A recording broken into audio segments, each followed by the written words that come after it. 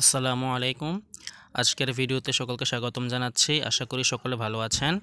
আজকে আমি দেখাবো কিভাবে এক্সেল সলভার ব্যবহার করে সিমপ্লেক্স মেথড এর মাধ্যমে লিনিয়ার প্রোগ্রামিং প্রবলেম সলভ করা যায়। শুরুতে আমরা একটি প্রবলেম নিলাম। প্রবলেমটি হচ্ছে use simplex method by using Excel solver to solve the following linear programming problem. এখানে অবজেক্টিভ ফাংশন দেওয়া আছে -x1 plus 3x2 minus 2x3, আর কনস্ট্যান্ট দেওয়া আছে 3x1 minus x2 plus 2x3 less than or equal 7, minus 2x1 plus 4x2 less than or equal 12, minus 4x1 plus 3x2 plus 8x3 less than or equal 10, এবং x1 x2 x3 greater than or equal 0। আমরা প্রথমে ভেরিয়েবলগুলো x1 x2 x3 লিখবো, objective function লিখবো, এরপর আমরা কনস্ট্যান্টগুলো এখানে বসাবো।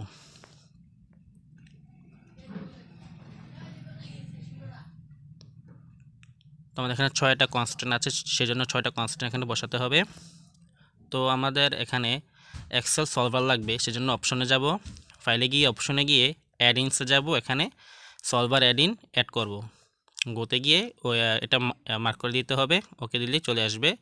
ডেটাতে গিয়ে ডেটা অ্যানালাইসিসের নিচে সলভার থাকবে। তো আমরা প্রথমে ভেরিয়েবলগুলো ইনিশিয়াল মান বসাই দিলাম 0, কারণ আমরা এখনও x1 x2 x3 এর মান জানি না। অবজেক্টিভ ফাংশনটা এখানে বসাবো -x1 মানে ইকুয়াল সাইন দিয়ে, মাইনাস সাইন দিয়ে, এরপর x1 সিলেক্ট করব,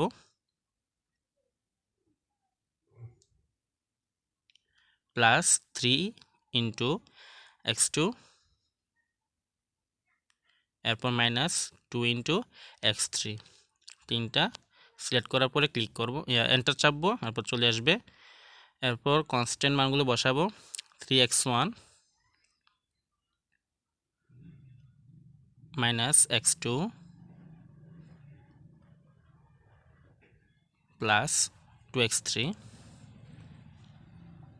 এরপর এন্টার চাপবো।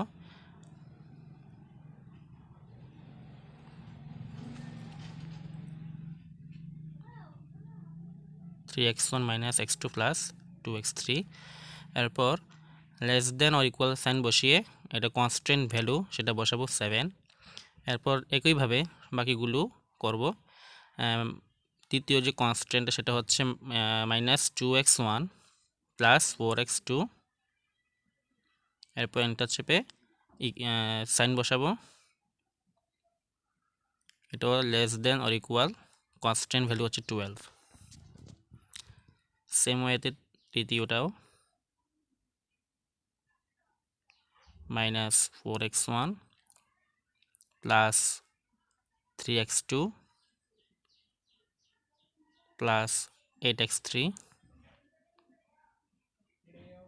এটাও লেস দেন অর ইকুয়াল আর কনস্ট্যান্ট ভ্যালু 10।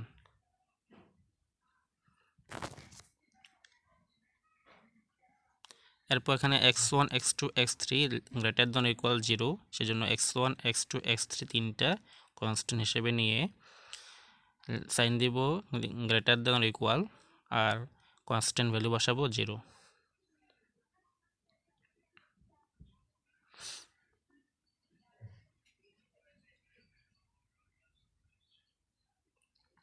আমাদের ভ্যালু বসানো শেষ। এখন আমরা যাব ডেটাতে গিয়ে সলভারে গিয়ে এখানে প্রথম যে অপশনটা সেটা হচ্ছে সেট অবজেক্টিভ। এখানে আমরা অবজেক্টিভ ফাংশনটা সিলেক্ট করব। এরপর আছে বাই চেঞ্জিং ভেরিয়েবল সেলগুলো এখানে বসাতে হবে, সেজন্য আমি ভেরিয়েবল সেলগুলো এখানে সিলেক্ট করে দিলাম।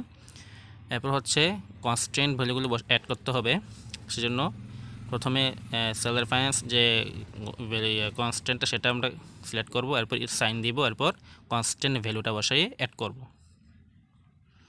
সেম ওয়েতে দ্বিতীয়টাও, যেহেতু এখানে লেস দেন ইকুয়াল সাইন আছেই, এরপর কনস্ট্যান্ট ভ্যালু, তিনটা সেমভাবে করতে হবে। এরপরটাও বসাবো, কিন্তু এখানে গ্রেটার দেন ইকুয়াল সাইন বসাতে হবে, এরপর কনস্ট্যান্ট ভ্যালু, এভাবে বাকি দুটা।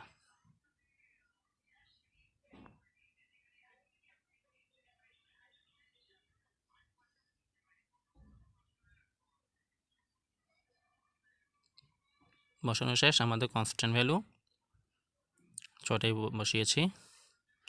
সেট অবজেক্টিভ বসাতে হবে, এরপর চেঞ্জিং ভেরিয়েবল সেলগুলো বসাতে হবে, এরপর কনস্ট্যান্টগুলো অ্যাড করতে হবে। এই তিনটা জিনিস করার পর এখানে অপশনে আছে, মেথড অপশন হচ্ছে আমাদের simplex linear problem, simplex LP, এরপর সলভে ক্লিক করব, করার পর ওকে ক্লিক করলে আমাদের যে কাঙ্ক্ষিত ভ্যালু সেগুলো চলে আসবে।